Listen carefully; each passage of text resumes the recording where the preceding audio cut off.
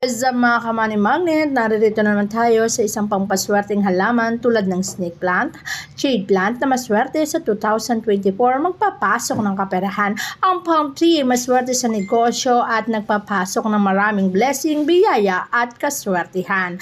Ganun din naman ang ating fortune plant kung saan ang lucky bamboo din ay maswerte at talaga namang kapag nasa loob ng tahanan ay siksik-liglig at nag-uumapaw ang blessing.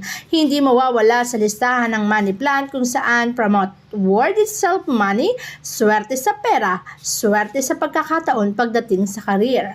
Ang mga citrus plant na yan ay nagpapasok din ng maraming pera lalo na kung hitik ito sa bunga at nasa harapan ng iyong pintuan.